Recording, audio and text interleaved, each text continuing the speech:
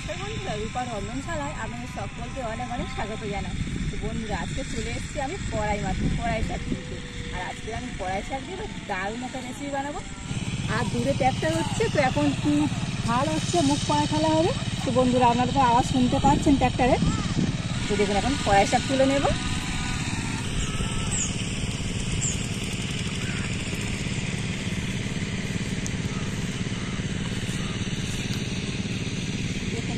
কত কড়াই শাক রয়েছে, আর কড়াই শাক কিন্তু ভেজে চলে এসেছি, তবে এখন কড়াই ধরে না। আর আমি এখন কড়াই শাক তুলে নেব।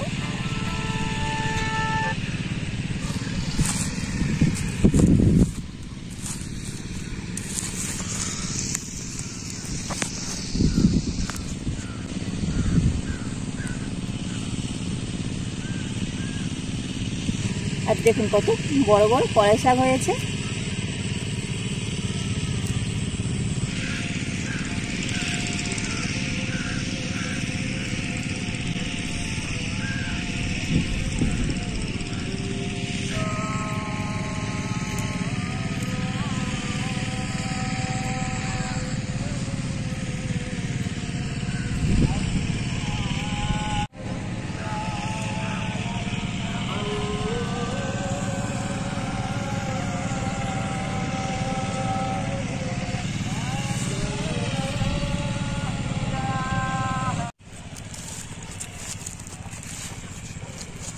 তো বন্ধুরা, এই কড়াই শাক করা হলেই কিন্তু আজকে আমার রান্না হয়ে যাবে। তো এখন আমি চলে যাব রান্নাঘরে।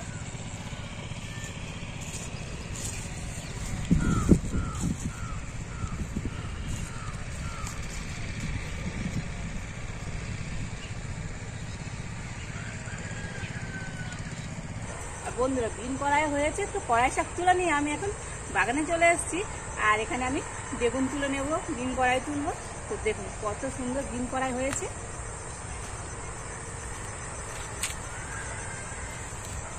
আর বন্ধুরা, এগুলো দিশি বিন, আর প্রচুর বিন হয়েছে। তো এটা কিন্তু একটা দিদিদের বাগান। তো দিদিদের বাগান আমি চলে এসেছি এই সবজি তুলতে।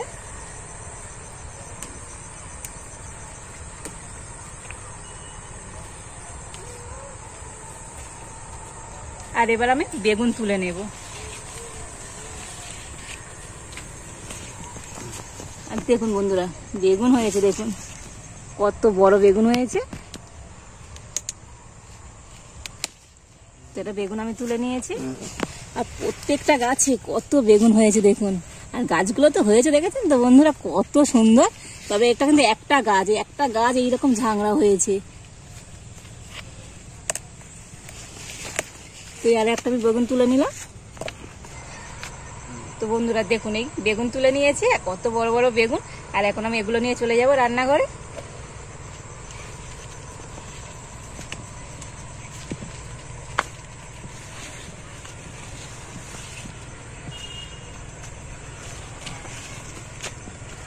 তো বাগান থেকে তুলে আনা সবজিগুলো আমি কিন্তু ভালো করে জল দিয়ে ধুয়ে নিয়ে চলে এসেছি। আর সাথে আমি সিম বাড়িতে ছিল নিয়ে এসেছি, আর বিন কড়াইগুলো তো রেখে দিয়ে এসেছি, আজকে বিন কড়াই লাগবে না। আর সমস্ত সবজিগুলো এখন আমি কেটে নেব।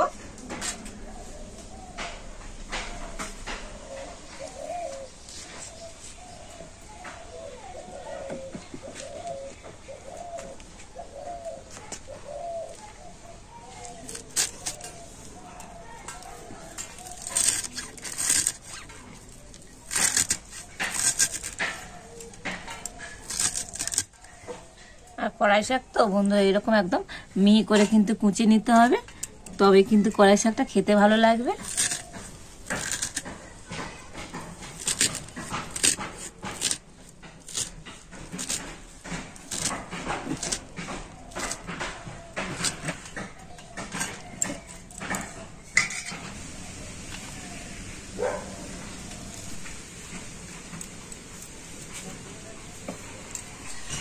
কড়াই শাকটা কেটে নিয়েছি, আর এখন আমি সিম, বেগুন, আলু কেটে নেব।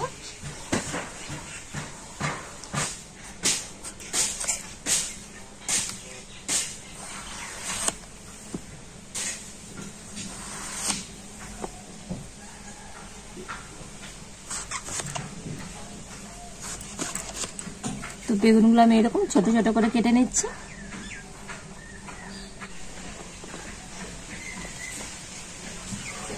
সিমটাও আমি এরকম একদম ছোট ছোট করে কেটে নিচ্ছি।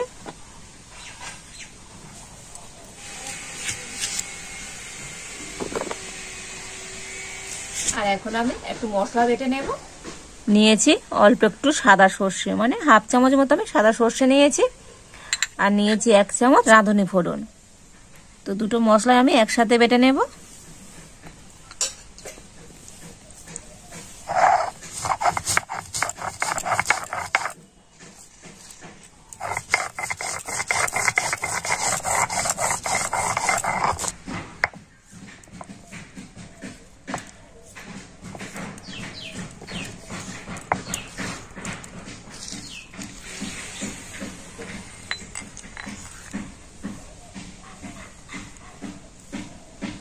আর এবারে এখন আমি উনুনটা জ্বেলে দেব।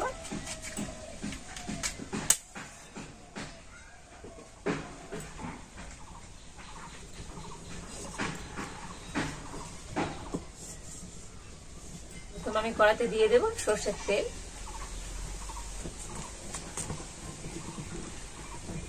তো তেল গরম হয়ে গিয়েছে, আর এখন আমি সমস্ত সবজিগুলো তেলের মধ্যে দিয়ে দেব।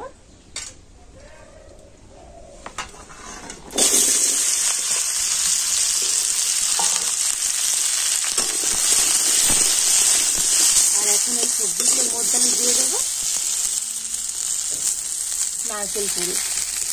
বন্ধুরা কড়াই শাক তো, আর এই নারকেল কুড়ি দিয়ে কড়াই শাক তো আমরা একবার বাড়িতে বানিয়ে দেখবেন বন্ধুরা, দারুণ লাগবে খেতে। এখন আমি নারকেল কুড়ি আর সমস্ত সবজি একটু হালকা করে ভাজা করে নেব। নারকেল আর সমস্ত সবজিগুলো আমি একটু হালকা করে ভাজা করে নিয়েছি। তো এখন আমি নামিয়ে নেব।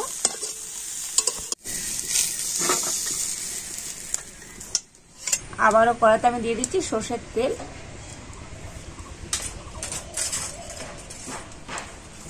তো একটা তেজপাতা আমি এরকম ছিঁড়ে দিয়ে দিচ্ছি, দুটো শুকনো লঙ্কা দিয়ে দিচ্ছি,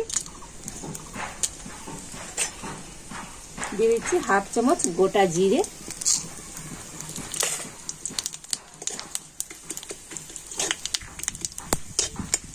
তো দেখুন জিরেটা কিন্তু হালকা লাল হয়ে গিয়েছে। আর এখন আমি কড়াই শাক দিয়ে দেব, আর দিয়ে দিচ্ছি দুটো কাঁচা লঙ্কা।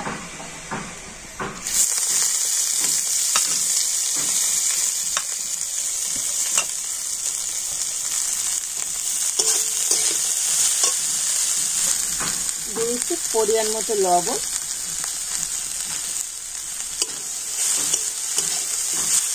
আর এবার আমি একটু ঢাকা দিয়ে দিচ্ছি।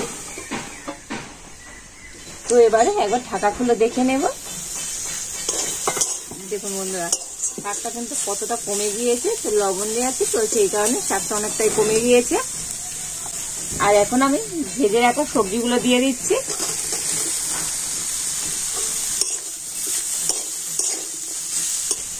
আর দিয়ে দিচ্ছি হাফ চামচ হলুদ গুঁড়ো।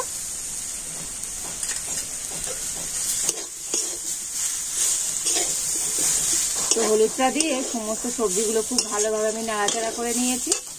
আর এবার একটু জল দিয়ে দিচ্ছি।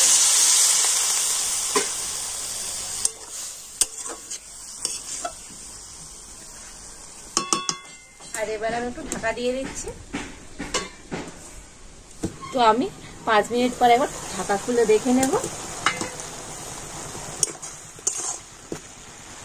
তো সমস্ত সবজিগুলো কিন্তু ভালো মতো সিদ্ধ হয়ে গিয়েছে। আর এবার আমি বেটে রাখা মশলাটা দিয়ে দেব।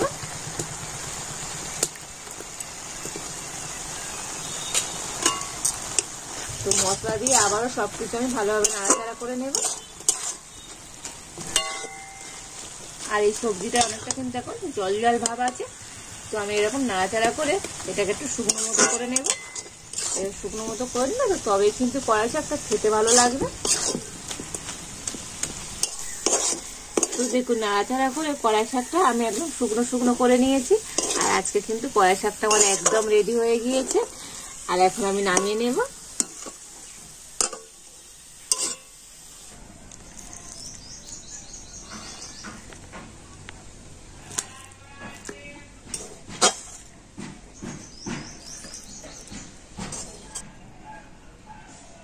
তো আজকে আমার রেডি হয়ে গেল কড়াই শাকের ঘন্ট। তো বন্ধুরা আপনারা বাড়িতে তো অনেক রকম ভাবে কড়াই শাক রান্না করে খান, আর আমার মতো করে এইভাবে কড়াই শাক একবার রান্না করে দেখবেন বন্ধুরা, দারুণ টেস্ট হবে।